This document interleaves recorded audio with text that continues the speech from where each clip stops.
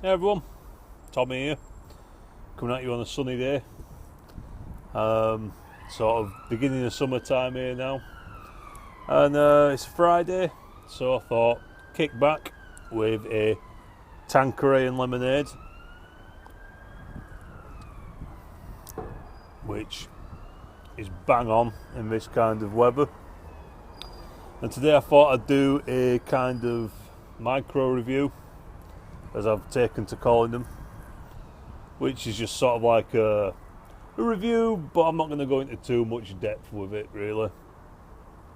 And today's blend is Germain's Plum Cake mixture. Now, if someone can tell me what a plum cake actually is, I'd be very interested to know, because I have not got a clue.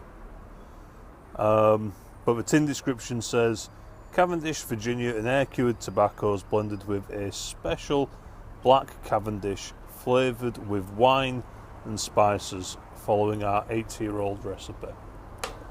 Well, there you have it.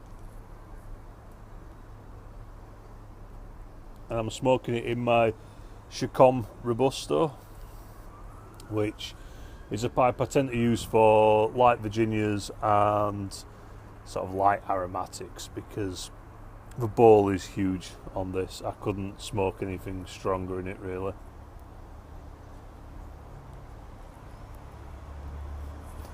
The blend itself is Virginia based, and there's a little bit of Cavendish in it.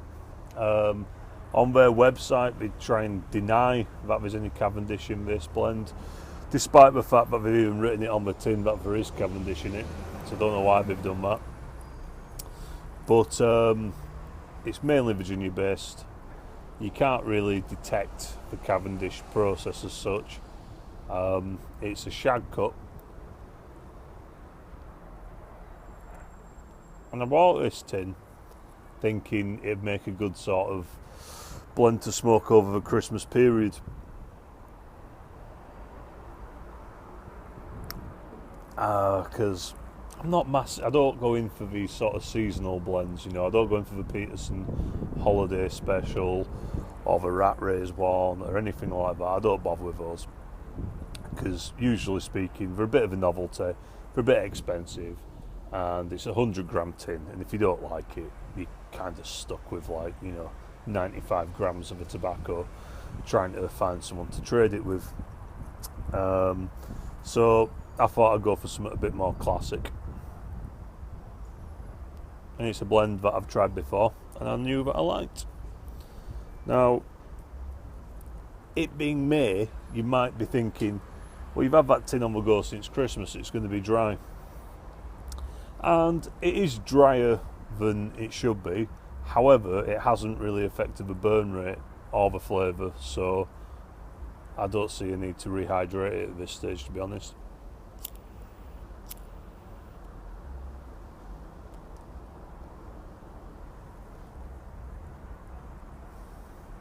Now, I'm not a big lover of aromatics, as long-time viewers to my channel will know. I tend to look at them with a very sceptical glance and assume that it's an inferior tobacco that someone's just slapped a topping on. So that being the case, I expected to not really like this blend very much. Previous to this tin, I'd only had a small sample. However, I've got to say, I really do like this tobacco. It's really nice. I'm not sure that it tastes of plum, as the name would suggest. To me, I get more of a sort of a honey flavour, with a few very minor floral notes in the background. Like, not to a Lakeland standard, just very minor sort of floral notes.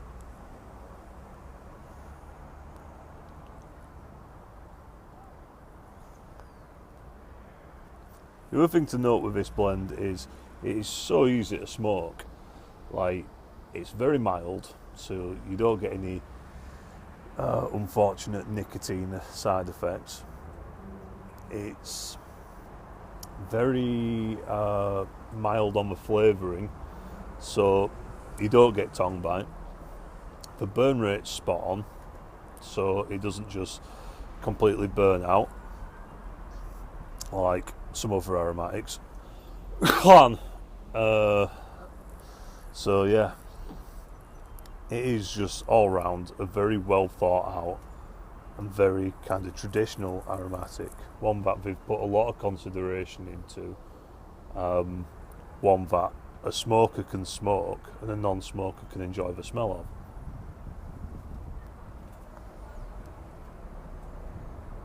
Which not a lot of tobacco companies get right when they try to come up with an aromatic. A lot of them tend to think about the non-smoker rather than the actual person smoking the blend, and that's why you end up with gloopy tobacco or an absolutely scorched tongue, because they've just not really put the considerations of the smoker first, whereas Germain's have done.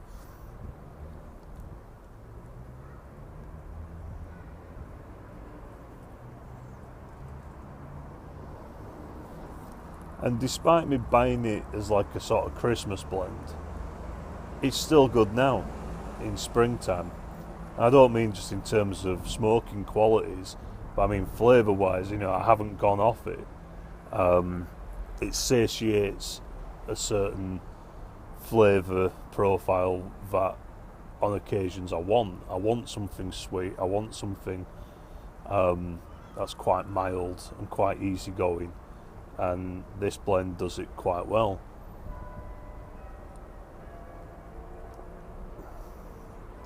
As with all Germain blends, it's a little bit pricier than your sort of backyard variety aromatics or other sort of drugstore blends, over the counters and what have you.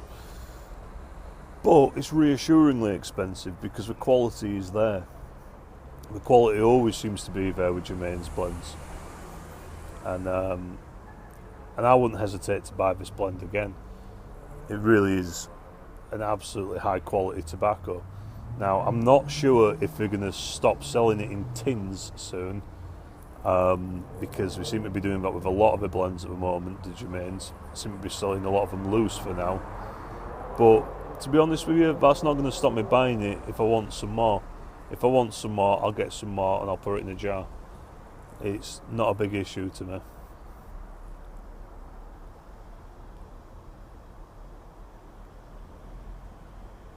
And it's unusual to see pipe tobacco in a shag cut form these days, because normally you just can't get it anymore. I'm not sure if it's a regulation thing in Europe or what,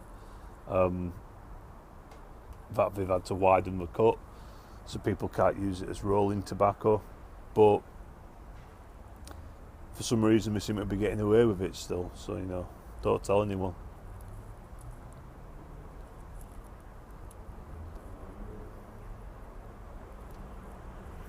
But yeah, it's got a wonderful flavour profile, more honey than fruit, I would say.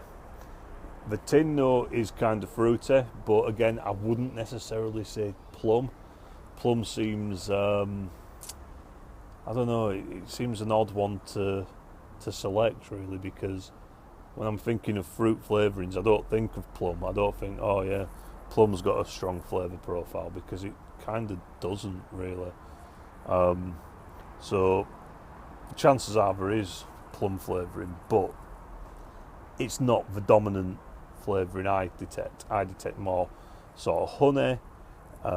You get the grassiness of the Virginias, usual cliche for Virginias there, grassy hay-like notes. But you also get the honey sweetness, a very, very, very, very minimal amount of a hint of floral in the background. But mainly you just get a good old-fashioned tobacco flavour, and it's fantastic. I highly recommend it if you like aromatics, or if you're wanting an aromatic to hand in case there's you're going to be in non-smoking company and you want an aromatic around, then I'd highly recommend this one. Or if you are an aromatic lover, I would say it definitely should be on your radar. It's a blend you should try. I can't compare it to McBaron's Plum Cake because I've never tried that. I'm sure I'll get round to McBaron at some point in my reviews. But yeah, I highly recommend this. I would, as a rating, I wouldn't give it a full 5 out of 5. Just because it's not something I could see myself smoking all the time.